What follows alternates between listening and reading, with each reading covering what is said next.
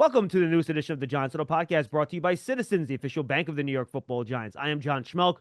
We're joined by two friends of the program. They're now retired. They're enjoying their retirement very well, but you know them very well. Two longtime gentlemen that covered the National Football League. You have Gary Myers, who covered the NFL for a long time for the Daily News, among other places, and then Bob Glauber, who covered the NFL for Newsday. Gentlemen, it's good to see you. It's good to talk to you. How are you this morning? Doing great. How you doing, John? How about you, Bob? I'm great. I'm retired. Myers is still grinding books, so Yeah. still working. It's Yes, okay. and we'll have a chance for both of you guys to talk about what you're doing at the end of the pod. All right, so guys, we found out Eli Manning did not make the Pro Football Hall of Fame at NFL Honors on Thursday night. Sterling Sharp, Antonio Gates, Jared Allen, and Eric Allen were the four members that got in. All deserving. Smaller class than we've had in a while. Gary, let's start with you. Let's talk about how close you think Eli got and kind of where he was in the process, and then we'll kind of talk more about how this whole thing went down. Yeah, I mean, I was surprised. First of all, I thought he had a chance to get in. I wasn't overly confident based on things I had heard, but I thought there was still a chance. What blew me away is when we started voting, the vote goes from 15 to 10, and then 10 to 7, and then 7, you vote for your top five. Uh, Eli didn't even make the cut to 10.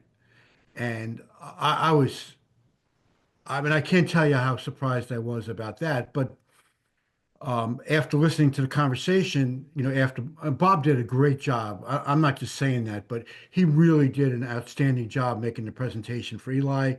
And, we had talked about some things ahead of time, and I knew with some openings perhaps about things that I can discuss that Bob wasn't going to touch on. So I think between the two of us, we really covered everything about Eli and advocated for him really strongly. I was just surprised. And I'm only telling you this part because it's kind of out there already about the fact that on the first cut, Eli didn't make it to 10. It's already out there. He didn't make it to 7 because anybody who makes it to 7 and didn't get in this year automatically becomes a finalist next year. Um, I'll let Bob go here, but I was just really surprised about the pushback we were getting in that meeting and how much anti-Eli sentiment there was. All right, so Bob, why don't you kind of give us the broad strokes of your presentation and the case you made for Eli to get into the Hall?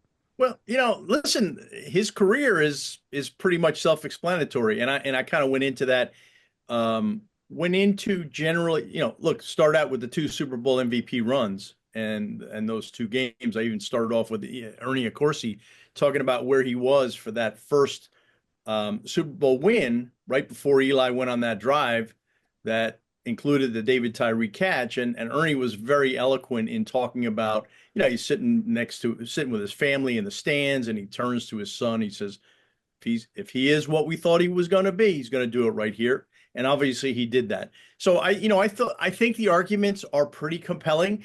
I understand there are some issues that voters have. And look, he was 117 and 117 regular season for his career.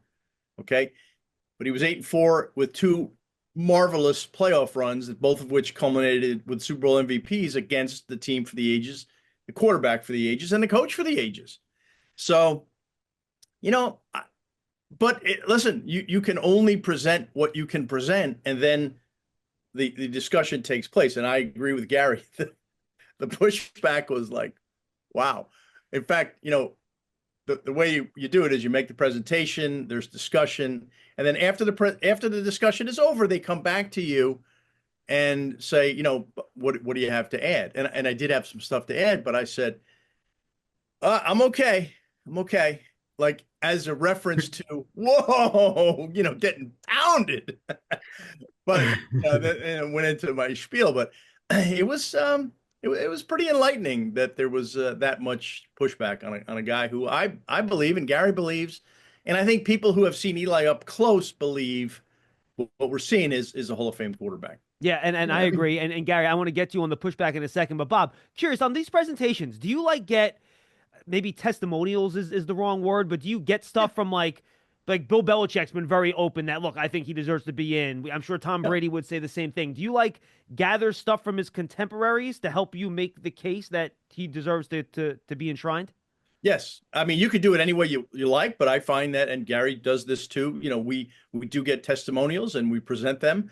I saved some for the, follow-up discussion, but I delivered most in the, presentation.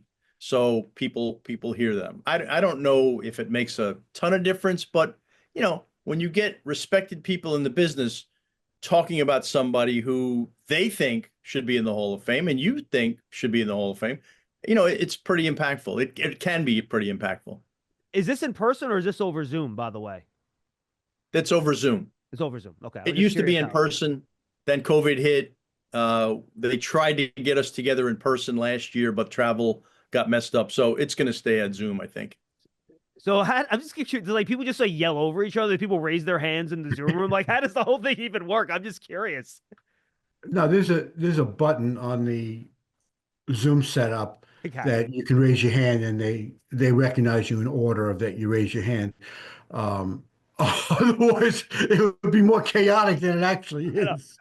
Absolutely. All right. So, Gary, you talked about it. And obviously, folks, just so you know, there is a certain level here. The Hall of Fame doesn't want so much out there in terms of the exact details of who says what, the voting process. So, Bob and Gary are going to give you as much as they can here, but there are rules involved in how the Hall wants this handled. So, in the broad strokes that you can share, Gary, what was the majority of the pushback against Eli when that conversation began? Well, it was really, the fact that he was 117 and 117 in the regular season, but his record from 2004, as you guys know, when he took over, and he was 1-6 in the last 7 games.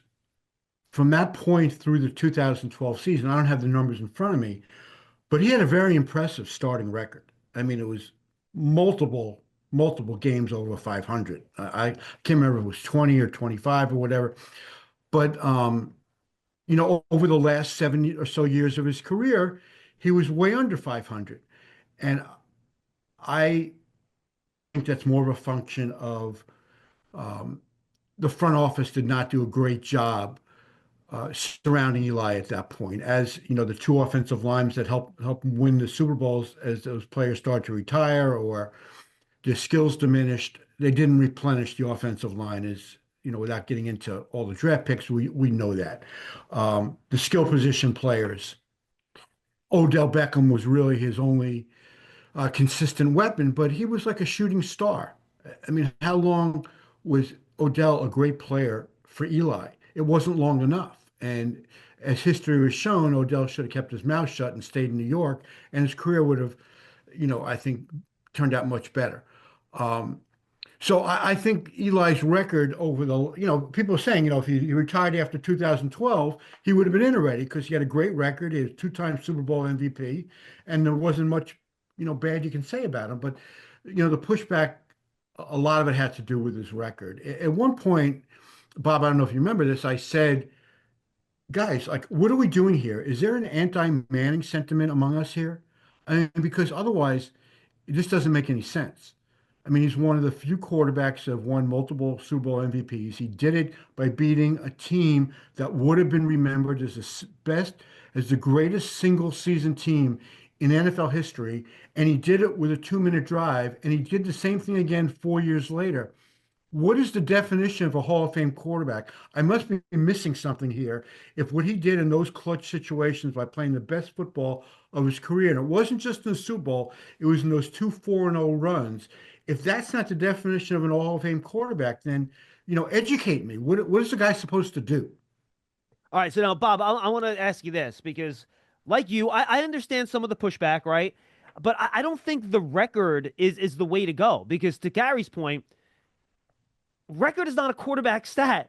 There are 22 players on the field. It's one guy, right? And what happens around the quarterback matters. But look, how much was brought up that never made an All-Pro team, right? Just 4 Pro Bowls. I think never finished in the top 4 in MVP voting. Think like the individual accolade part of this, in addition to the record, was that something that was kind of brought up a lot by people in the room? Yes. And I got to it in my presentation. You have to acknowledge that there are some arguments to be made against that. Okay, what do you do with this? And I certainly brought that up. But people are going to make their judgments. The thing that's a little bit weird, people say, oh, it's quarterback record. Well, you're right. Quarterback record is not just a function of the quarterback. It's important, but it's not the be all and end all. And I brought up other Hall of Fame quarterbacks were at around or even below 500. Joe Namath was below 500. Dan Fouts was 2 games over 500, no Super Bowl championships.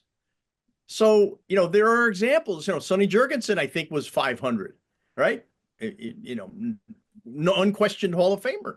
So, for every argument, there are these, counter arguments, and, you can do with them what you want. I had even talked to Fouts about, his record, and, he had mentioned that, like, I never really liked quarterback record.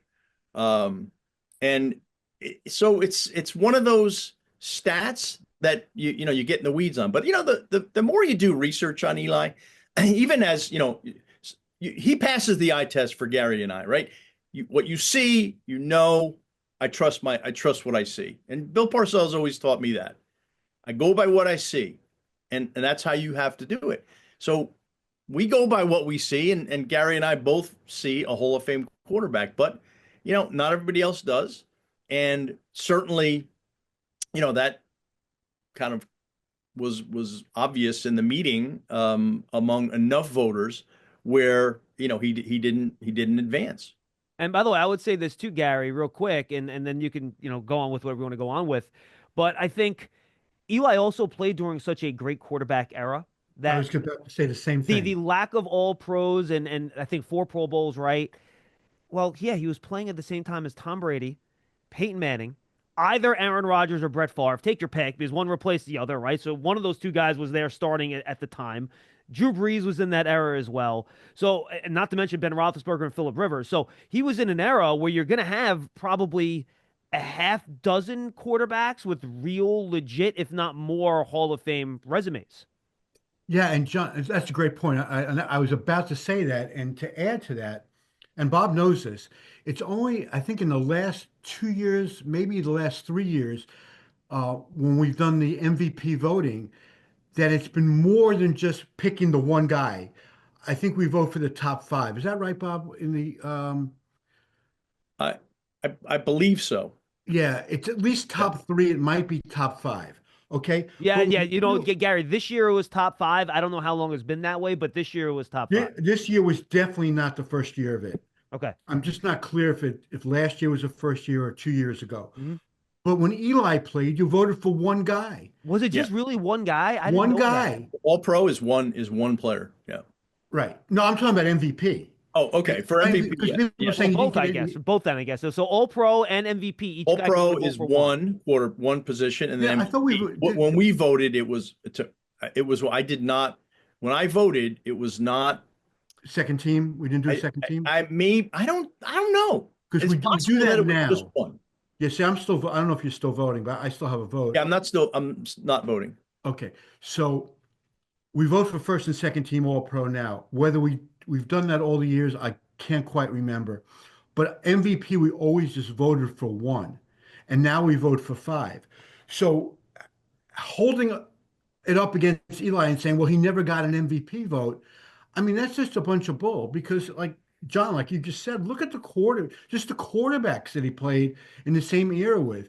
His brother and Brady, who's the best of all time, and Favre and Breeze and Rodgers. I mean, to expect, was Eli better than all those guys? No. Was he better than them in any particular year? Maybe not. Was he better than a lot of them in the playoffs? Yeah, I mean, he beat Favre and Rodgers at Lambeau in the playoffs in different Super Bowl runs. He got the crap kicked out of him in that 49er championship game and kept pulling himself out of the dirt and never came out. I mean, I don't get it. And Yeah. Warren Moon was one game over 500, never made it as far as a conference championship game. Dan Fouts, like you mentioned, 2 games over 500, made it to 2 conference championship games, lost them both. Fouts and Moon, both first ballot Hall of Yeah. Famers. And there's another two things. Another first ballot Hall of Famer is Troy Aikman. And in reviewing the stats, Yeah. this one blew me away. So Aikman's a first ballot Hall of Famer. I don't know that anyone questions that. Well, okay, but he did have the triplets, right? He was one of the triplets, and that was he had I think 5 Hall of Famers on that offense. Larry Allen, remember that great Sure. guard. So he had 165 touchdown passes in his career. 165. First ballot Hall of Famer. Eli Manning at 366. More than Different 200 eras. more than a first ballot Hall of Famer. Then you can also say, well, Eli was never the best quarterback of his era. Well, you know who wasn't the best quarterback of his era either? Drew Brees, Aaron Rodgers. By the way, you know what I was shocked by, Right. Bob? I Oh, looked wait. at this today. John Elway never made first team All Pro either. John Elway. All right. Okay, that's good. Yeah. That's good. But you could say Drew Brees was not the greatest quarterback of his era. All these guys, Aaron Rodgers, Ben Roethlisberger, they were not the best. It was Tom Brady for 20 years. So, Well, I mean, Bob, the argument was that he was never the best quarterback in a single season and during even his okay, career. that's fair. That's fair. But he had great seasons, and he compiled great numbers when you consider the body of work, and when you consider that he never had a Hall of Fame player on his offense ever. And one of the things that gets overlooked also is the best team Eli had around him was in 2008. I think they were 10 or 11-1 at the Yep. time that Burris shot himself in the Yeah. leg. And I really thought the Giants were by far the best team in the league up to Thanksgiving of 2008. And I was convinced they were going to repeat. Yeah. And then the Burris thing happened. Not only did it become a concern among his teammates, obviously, but it became a huge distraction. It's all we were writing about. I think over the last month of the season, Eli had 1 touchdown pass to a wide receiver. So that he missed Burris tremendously on the field. Imagine if he had won back to back, and even if he wasn't the Super Bowl MVP, but then he would have had 3 championships, assuming he had gone on to win the 1 in 11 also, and 2 Super Bowl MVPs. I mean, he would have been one of those guys you stand up and you sit down, you say his name and you sit down. Yeah, and he had the most he still has the most yards ever in a playoff season in 2011. He set that, and it's been 13, 14 years since then. It hasn't been broken. Again, I go back to like, what do you want? And I really like, I'd really like to one day when I see Dan Marino, say, Dan, if you had the opportunity to change careers with Eli Manning and not have to read in the second paragraph that you're the best quarterback who never won a Super Bowl, would you do it even though your numbers over the course of your career were better than Eli's and people consider you a better player than Eli? But would you switch careers just so you can have those 2 championships and the 2 Super Bowl MVPs? I'd be really interested to hear what his answer is. Huddle up, get in here. If you're lined up here, you gotta go over the middle with it to score. Right. How do we make that happen? I don't know, but Citizens does. Make sense of your money with Citizens, official bank of Eli Manning. Giants Huddle Podcast is brought to you by Citizens, the official bank of the Giants. From game day celebrations to your everyday financial needs, Big Blue fans can get the most out of every moment with Citizens. Learn more at citizensbank.com/Giants. Yeah, look, absolutely. And I mentioned Elway. He never was first team All-Pro. Roethlisberger and Rivers weren't either. Guess why? Because they were in the same era as Peyton Manning and Tom Brady, who just dominated those two, the rankings throughout the course of their career. So, Bob, I'm going to go into the next couple things here. You guys kind of mentioned as Eli's teammates, and not another Hall of Famer that played with him. But I think we all know, look, in 2007, he had a great offensive line, even though none of the guys were Hall of Famers. He kind of had receivers that came and went quickly, but were really good at the time. Like, Burris was awesome, but again, then the 2008 incident. Victor Cruz and Knicks were really good, but again, they faded quickly with injury. Then Beckham was really good, and then he faded quickly. So Eli did have some good stuff going on around him, I think, especially in 2007. But for me in 2011, that was the year where Eli really put the team on his back. You look at all the I'm sure you talked about his fourth quarter's performance that year and all the comebacks he had and how well he played. And look, let's be honest, that 2011 Giants team was not very good. They didn't play very good defense. They didn't run the ball very well. The offensive line at that point was getting old. You had the 2 receivers who were really good. But to me, if you really want to point to the dominant year Eli had, 11 was so much different than 07 when, the defense was dominant. They ran the ball really well. 11 was Eli's Super Bowl. They won that year because of the passing game and what Eli Manning and those wide receivers did. Yeah, I don't think there's any question about that. And you had mentioned other quarterbacks in this comeback. Eli was really a master of the comeback, of the fourth quarter comeback. I think that went away toward the end of his career when the team around him wasn't good. He declined. But Eli Manning had more fourth quarter comebacks, and I remember doing this during the speech. Okay, he had more fourth quarter comebacks than the following Hall of Fame quarterbacks. And I took a deep breath. It was 20 guys. Elway, Montana.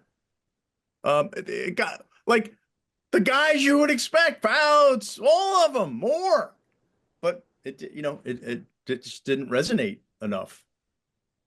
John, one thing I found really interesting is that the voters wanted to say the Giants won those Super Bowls based on their defense. Now, we know in the 07 game, the defense played out of its mind.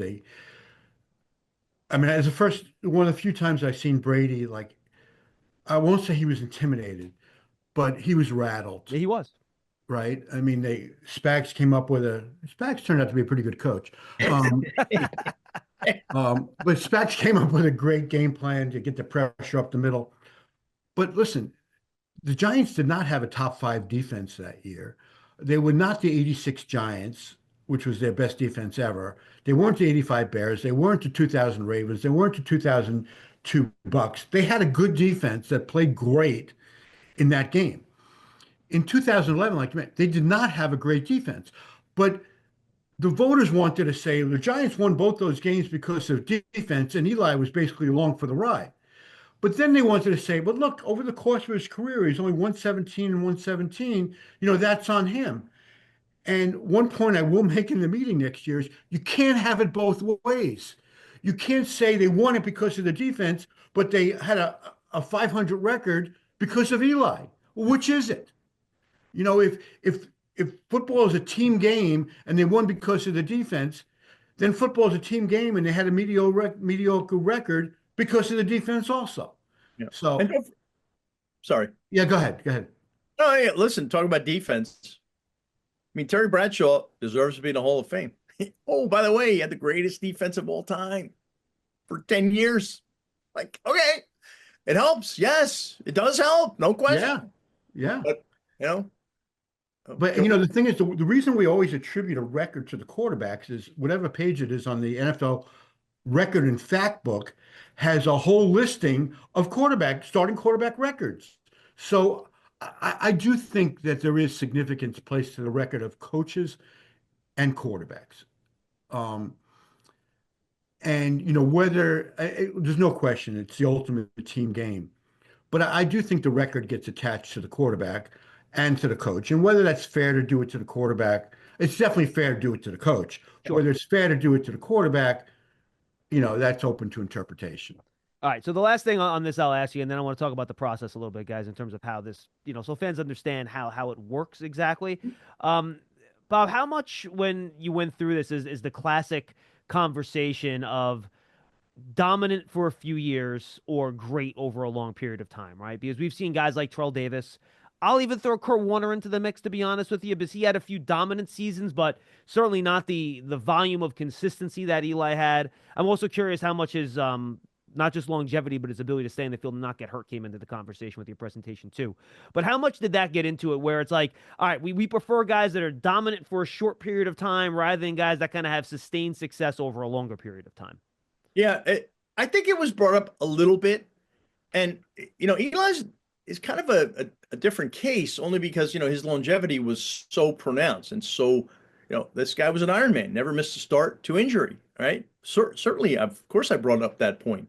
But he did have, and what I tried to do is talk about body of work. And right, he had these moments of greatness, obviously capped by those 2 Super Bowl MVP runs, but he also had sustained excellence. And because when you look at those numbers, 366, which was for touchdown passes was 7th all time at the time of his retirement. I think now it's 11th. Um, it's a big number. It's a big number when you're playing on teams that are not, not built to have great offense necessarily, just based on personnel. So I thought Eli passed the tests, right?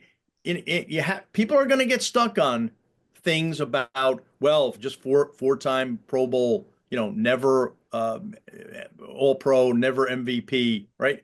I get it, okay, but the other point I try to make is he played in what I think we will look back at as the golden era of quarterbacks. I mean, there were a lot of good quarterbacks, but if you're in that group and you're near the bottom of that group, well, you're still elite. You're still in that group, right? Well, Tom Brady is at the top of that group, and Patrick Mahomes might end up being at the top of any group, but you're still in that elite category of quarterbacks in a given era. John, you mentioned Kurt Warner, who had just a huge donut in the middle of his career, Yeah. where he basically did nothing.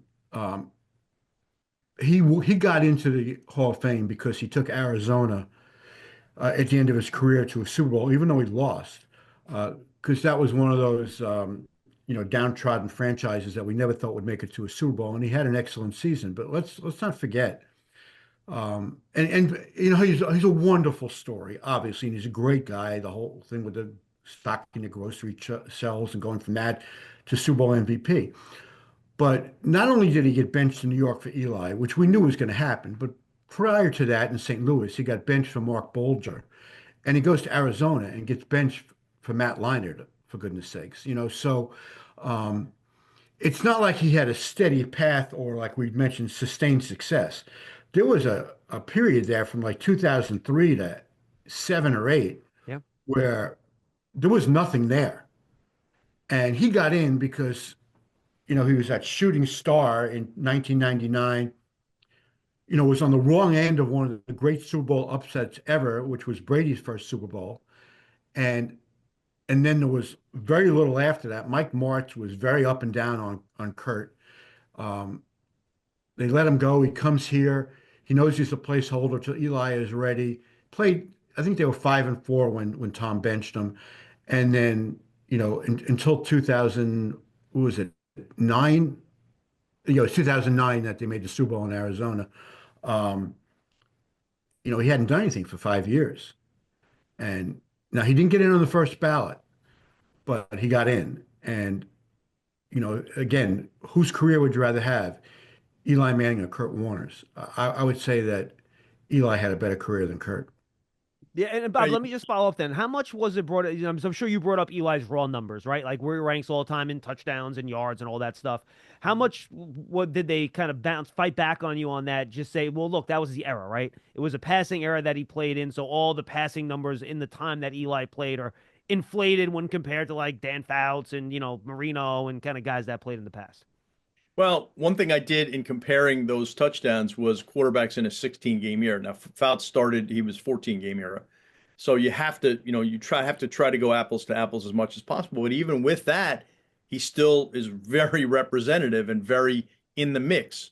Yes, it's more of a passing league now, and it was starting to get there with Eli, but not what it is now, right? So those quarterbacks have passed him by, and that will continue to be the case. But when Sonny Jurgensen played, quarterbacks passed him by, so that's just sports, right? And the evolution of sports, and the one thing, John, I don't know that we got too much into it that I think is really important. The idea of the first ballot Hall of Fame, I think that was brought up a lot. Okay. I think that was probably as much of a deciding factor as anything. And I say that because when you talk first ballot Hall of Fame, you want to have, make the presentation, say the guy's name, you might be able to drop the mic. Peyton Manning, thank you very much, right? Brett Favre, Tom Brady, right? But you don't have that with Eli. You just don't have it. But you have to explain it. And I think that probably hurt him. I think it helped that he was the only quarterback there, potentially on paper. But the first ballot, argument was very, very important. Yes, I totally agree with you. My philosophy on this, and anybody can vote and have their own standards any way you want. When we were just voting down to five, I voted for the five guys who I thought had the best careers or were most worthy. I didn't care if he was in his first year of eligibility or his 10th year of eligibility. If he was one of the five best that year, he got my vote. Yeah. But clearly there's, you know, guys who make it on the first ballot. It doesn't say it on your bust in Canton, but there is definitely, guys who make it on the first ballot are supposed to be considered the elite of the elite. One thing I wanted to point out that was a little uncomfortable for me in the meeting was I did use Dan Fouts a lot as an example, and Dan is on our committee. Dan Fouts, well, I'm going to ask you, John, because you probably haven't done the research on this. How many more touchdowns and interceptions do you think that Dan Fouts threw in his career? I actually looked at it this morning. So Dan Fouts, I have it in front of Oh, me. no, you're cheating. I'm cheating, absolutely. But 254 touchdowns and how many interceptions? 242. Okay. I love watching Dan Fouts play in the Air Coryell offense. And part of the reasons I love watching him play is because when the ball left its hand, you didn't know if it was going to be a touchdown or an interception. And that made it fun. I mean, it was wide open football. Who didn't love to watch that? But 12 more touchdowns than interceptions. Two games over 500 in his career and his first ballot. I mean, Joe Namath had 47 more interceptions than he had touchdowns in his career. Just Joe Namath, I love Joe. We all love Joe. Joe Namath got into the Hall of Fame based on one game. And he deserves it because that was a monumental game in NFL history. And Joe didn't even throw a touchdown pass in that game. Matt Snell was the best offensive player for the Jets that game. Absolutely. All right, Bob, do you think it's going to get easier for Eli once we kind of get this, first ballot thing out of the way and he becomes, that's not a factor? Look, we've seen it with baseball too, right? People purposely withhold votes from guys so they don't, because they're not, unanimous first ballot guys, right? So do you think things might get a little bit easier for Eli and maybe some of the other guys that didn't make it once the first ballot thing is off the table? Not necessarily. I wish I could say yes, but don't forget now he's got other quarterbacks coming in, and that's a big factor. Drew Brees is coming up next year. You're going to have Roethlisberger coming up. You're eventually going to have Brady coming up. So it's going to be tough. I think it's going to be tough. The argument has been made. I think opinions do soften though over time, and I think that the value of hindsight comes into play. And like Kurt Warner, I remember Kent Summers would always present him, and it was tough. Like you keep just pounding away, and eventually something happens. So my sense I get from talking to Hall of Fame voters who may not have gone for Eli. Well, yeah, I think he's a Hall of Fame quarterback, just not now. All right. So, that's encouraging. How long that might be, I just don't know. Gary, the way you guys are talking, it seems like maybe anger is the wrong word, and you can explain this however you want to explain it. It seems like the arguments against him seem to be pretty vociferous, the way you guys are describing it. Like, people were pretty passionate about the arguments against him, almost as passionate as you guys were arguing for him. I would say that's an accurate portrayal of what happened during that meeting. I don't know if it went 40 minutes or 50 minutes, but it was contentious. I think, I've been doing this 15 years, and, other than the TO argument with Terrell Owens, this was the most contentious argument or discussion that I've been a part of. And the stuff with TO wasn't really debating his football qualifications. It was more, should we consider, what he was like off the field in the locker room?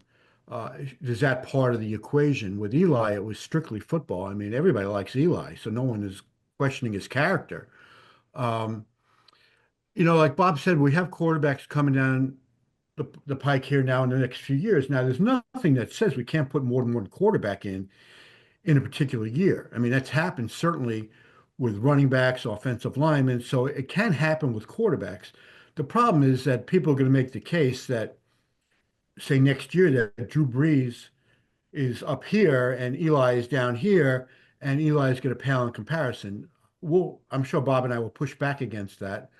I think the Peyton Brees era was one of the great underachieving eras in this generation.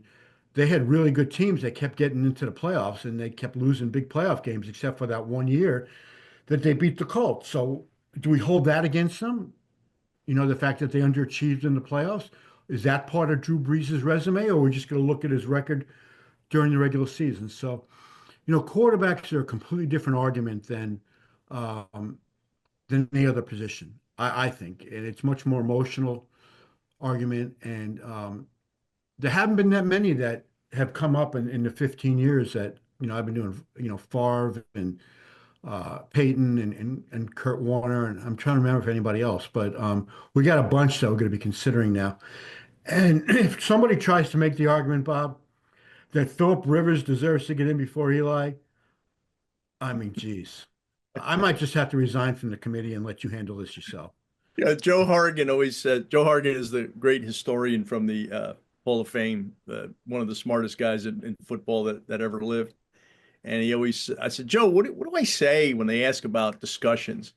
Well, Bob, you just say there was a lot of vigorous discussion and debate, and a lot, good points were made on both sides, and and on we go. So, but it was intense. It was definitely intense. And I've been on just about as long as Gary, and I'd agree with that. Besides T.O., this one got a little cantankerous. If you want to know how to manage 2 minutes of crunch time football, I'm your man. But if you're wondering about a long-term financial plan, you should talk to Citizens. Hey, I can also talk lawn care. I'd like to learn about a mowing routine. Yes, I knew I could help.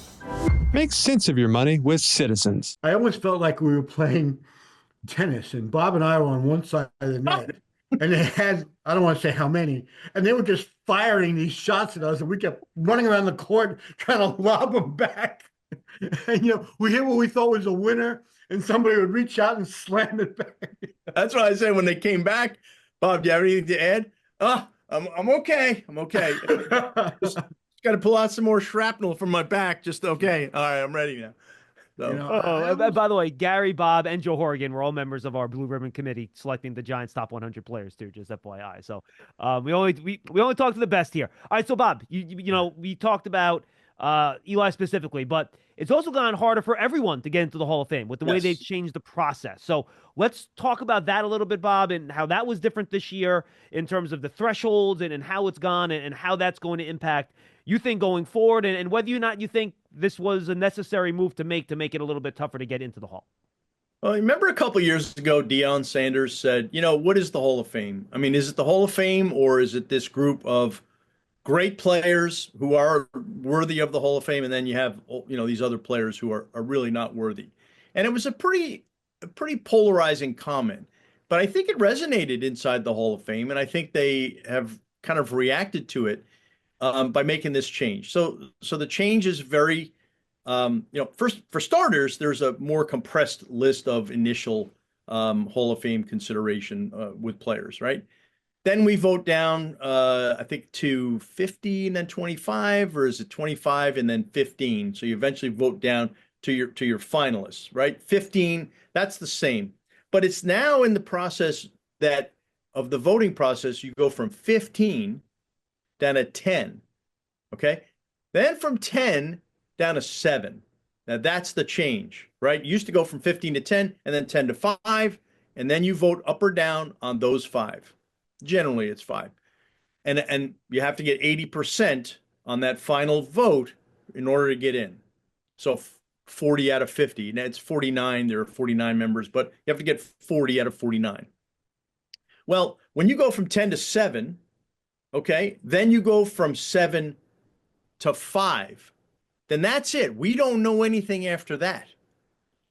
All right?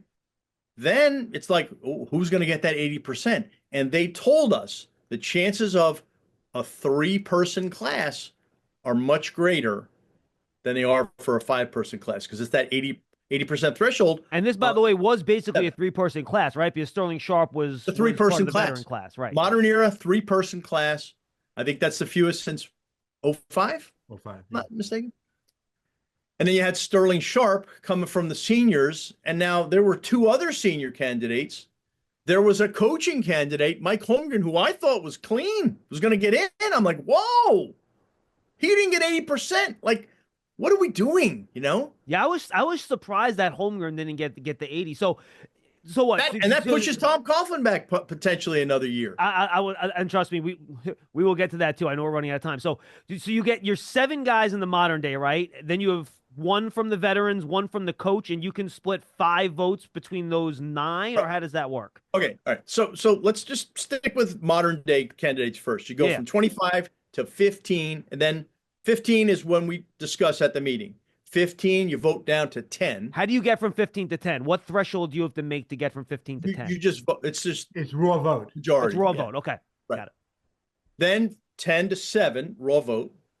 And then 7, then you get your finals. And we don't know that. They don't want us to know because they have an issue with things getting out ahead of time. They don't. And by the way, that. Nothing got out this year. You guys, golf clap. No one knew anything. Well done. They got out a couple hours early. Yeah, somebody went on a radio show with the Eli information about 3 hours before it was announced. That was unfortunate. But that's a whole nother topic. Tell you something, John. It's hard to get asked by people you know and like for years, like, hey, what happened? Like me. Can't say. What I called you guys 2 weeks ago. We had to put off this interview until now, John. And I appreciate you doing that. Yeah, no problem.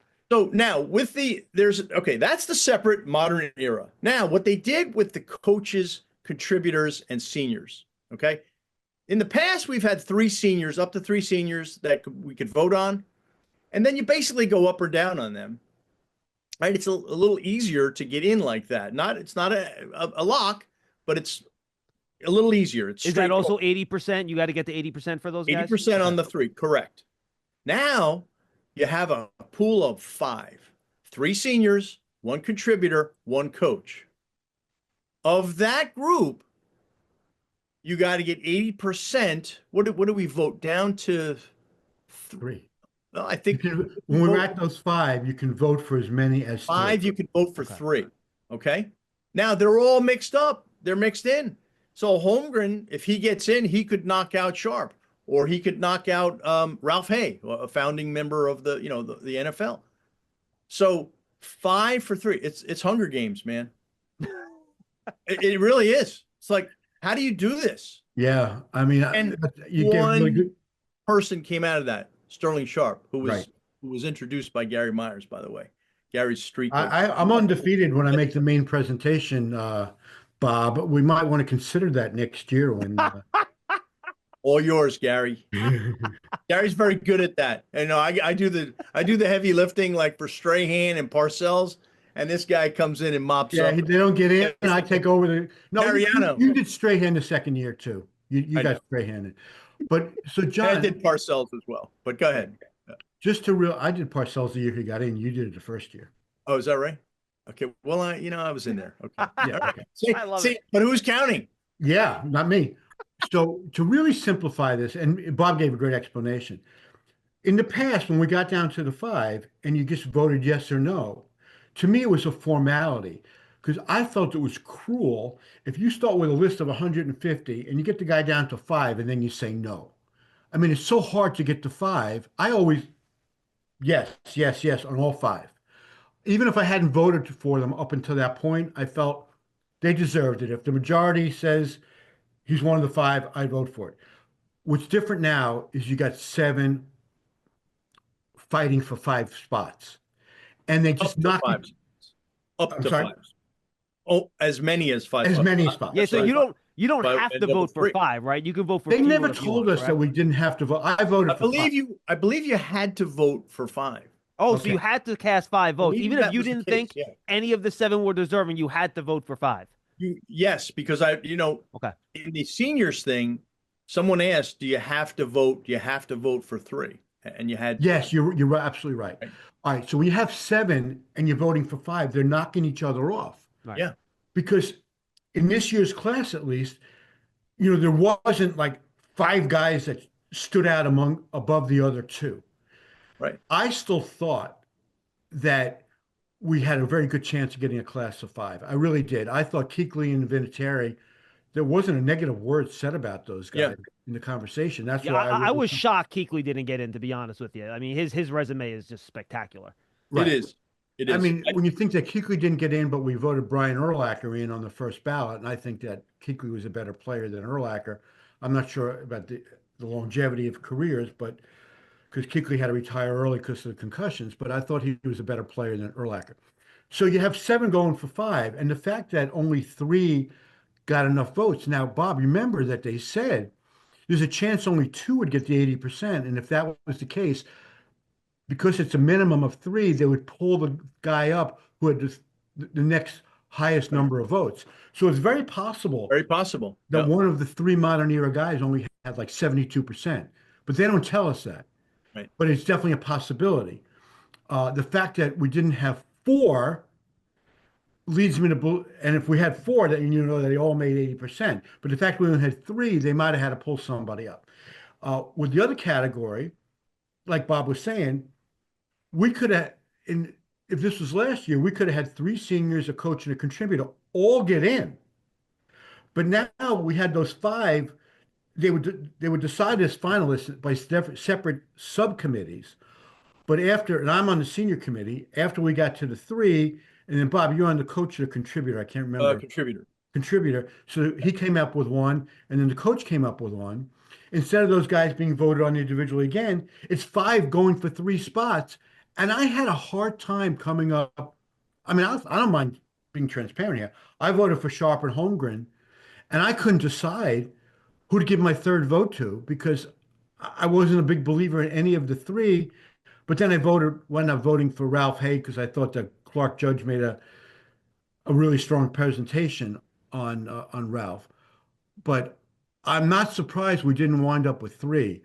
I'm shocked we only wind up with one out of that group because I thought that Holmgren would get in. And I also wonder how good is this for the Hall of Fame to only have four? What kind of how is that going to be reflected in the number of people that show up in Canton the first week in August? Can you imagine if it was Sharp and Holmgren, the entire city of Green Bay, all six of them, would have shown up in Canton, and they would have put the Packers in the Hall of Fame game. Yep. But Holmgren not being in, now there's like no one fan base that really stands out that they're going to flood Canton. And I don't think that. I think that's a bad look if that stadium is empty for the ceremony. No, I don't think it'll be empty, but if it's not as filled as it would be under different circumstances. Yeah. Like when Klecko and Revis got in a couple of years ago, there was a ton of Jet fans there. Yeah. Yeah. It's going to be interesting to see how this thing plays out. I always argued for, and Joe Horgan and I would have this discussion years ago. So Joe, we got such a backlog, man, and these guys are worthy. You have five spots. Can't you go to? I'd love to if you go to 8. He says, Bob, if you go from 5 to 6, people are going to want 7. You go to 7, people are going to want 8. Okay, I kind of get it, but now you're going from 5 down to 3. This makes the job that much tougher, the backlog that much longer, and the process that much more difficult. It is an elite class. It is an elite group of players. There are less than 350 players, more like about 375 in terms of players and contributors and coaches. There's less than 350 players, period, in the Hall of Fame. And the sport has been played for more than 100 years.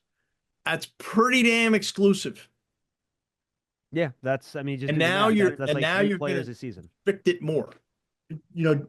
Getting back to Dion for a second, the man who just doesn't have an ego, as we know, when he said that there should be a room upstairs for the elite of the elite, and I'm wondering if he felt he belonged in that room. And then downstairs should be everybody else. I mean, how Sure. insulting it when you, like Bob said, there's only 350 guys in who played in the Hall of Fame anyhow. Um, and Dion now says, well, we should break that off and just, take me and Jerry and Joe and Peyton and, just those guys. Let's put them in the room upstairs because we don't want our bus with, the riffraff downstairs. Yeah. I totally agree with Bob that definitely resonated among the board of directors in the Hall of Fame, and I think to the detriment of it because just judging, not you can't really get a good feel for how everybody is reacting just by looking at Twitter. But a lot of the mentions on Twitter are, like what the heck, why are there only four getting in?